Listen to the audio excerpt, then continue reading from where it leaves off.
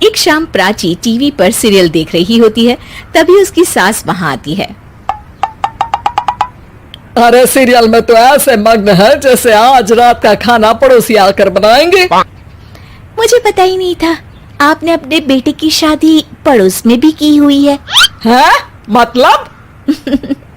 मतलब इस घर में सारा काम बहू ही करती है, आप तो सिर्फ खर्राटे मारती हैं। अच्छा जी, फिलहाल तो तुम आराम फरमा रही हो, चलो जाओ, ये मेरे टीवी देखने का समय है। आहा, इसीलिए मुझे भगाया जा रहा है। सॉरी, अब तो बिल्कुल नहीं जाऊंगी। प्राची की इस बात पर दोनों सास बहू के बीच टीवी रिमोट के पीछे बच्चों जैसे छीना झपटी शुरू हो जाती है, जिसके बीच श्लोक भी काम से घर वापस आ जाता है। आज मेरी चूहे बिल्ली की जोड़ी किस बात पर झगड़ रही है? अरे तेरे बीवी मुझे टीवी ही नहीं देखने दे रही। अरे तुम्हारी मम्मी मुझे खाना बनाने के लिए फोर्स कर रही है। अरे वाह, ऐसे बेतुके रीजन पर तो बच्चे भी झगड़ा नहीं करते। अरे मुझे कुछ मत बोल, सब इसने ही शुरू किया है। हाँ हाँ, जैसे आप तो बहुत दूध की धूली है ना। अरे बस दोनों चुप। प्राची जाओ, खाने की तैयारी करो। और माँ तुम छोड़ो, तुम्हें क्या बोलूं, शांति से अपना सीरियल देखो, मुझे दोबारा लड़ने की आवाज सुनाई नहीं देनी चाहिए। ऐसा बोलकर श्लोक वहां से चला जाता है, जिसके पीछे पीछे प्राची भी कुछ न कुछ बड़बड़ाते हुए रसोई में चली जाती है। हाँ हाँ, सासू जी को तो कुछ बोलेंगे ही नहीं, बस मुझ पर ही हुक्म चलता है, खाना बनाओ, जैसे मैं इनके घर में खाना बनाने के लिए आई हूँ। इसी तरह शाम बीतती है और रात को श्लोक और प्राची की सास खाना खाकर सोने चले जाते हैं, लेकिन प्राची गुस्से में कुछ खाए बिना काम में ही लगी रहती है। इस घर में किसी को घंटा फिक्र नहीं पड़ता, मैं खाऊं या भूखी रहूं। प्राची कुछ देर के लिए रसोई से बाहर जाती है और जैसे ही वापस आती है तो वहां दूध का भरा ग्लास देखकर हैरान रह जाती है। फिक्र पूरी है, बस दिखाना नहीं है। प्राची दूध पीकर सोने चली जाती है और अगली सुबह एक बार फिर सास बहू का कार्टून नेटवर्क स्टार्ट हो जाता है। ये तुमने ही किया है। अरे अजीब जबरदस्ती है, मैं बोल रही हूँ मैंने कुछ नहीं किया। दोनों ने मिलकर पूरे घर को पागल खाना बनाया हुआ है। यहाँ कोई नॉर्मल इंसान तो रह ही नहीं सकता, इसीलिए अब पड़ोसी क्या रिश्तेदार भी घर आने से कतराते हैं। और सुन बेटे, तू भी चंगा, तेरी माँ भी चंगी, तेरी बीवी भी चंगी, रिश्तेदार। हाँ जी, आपको नहीं पता क्या, गंगाधर ही शक्तिमान है, रिश्तेदार ही। हाँ हाँ, बस समझ गया। कभी जानवरों जैसे लड़ेंगी तो कभी जुगलबंदी करेंगी। भाई मैं आप दोनों के बीच में नहीं फंसना चाहता। सास बहू की इस मनमौजी जोड़ी से परेशान होकर श्लोक अपना सिर खुजलाता वहां से चला जाता है।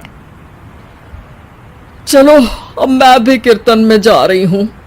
इस पर जैसे ही सास कमरे में अपना पर्स लेने जाती है तो वहां नाश्ते की प्लेट रखी देख मुस्कुराने लगती है और नाश्ता करके घर से बाहर निकलते हुए कुछ पैसे टेबल पर रख जाती है, जिसके कुछ देर बाद सिलेंडर वाला घर आता है। ओ मुरी मैया, मैं सिलेंडर के बारे में तो बिल्कुल भूल ही गई थी। घर खर्च के सारे पैसे भी मम्मी के पास है और श्लोक से बोला तो उल्टा 4 बात सुनाएंगे। प्राची ये सोच ही रही होती है कि अचानक उसका चेहरा चमक उठता है और वो घर में आकर इधर उधर देखने लगती है। तभी उसकी नजर टेबल पर रखे पैसों पर पड़ती है, जिन्हें वो सिलेंडर वाले को दे देती है। ये सब श्लोक देख लेता है। अच्छा बेटे, इतना बड़ा घोटाला, सबके सामने मैं तेरी दुश्मन और पीठ पीछे तेरी मेरी यारी।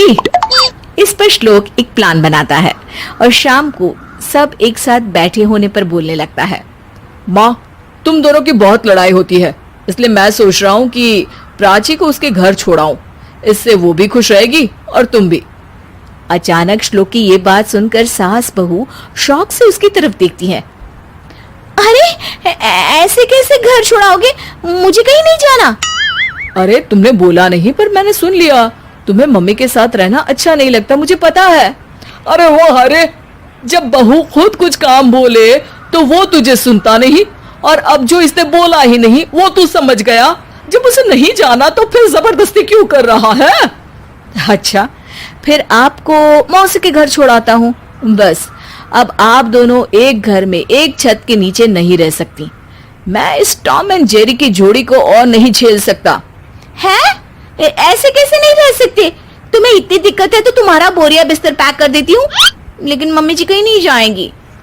बिल्कुल यही सुनना था मुझे। अगर दोनों में इतना ही प्यार है फिर हर वक्त ये लड़ाई का नाटक क्यों करती हो?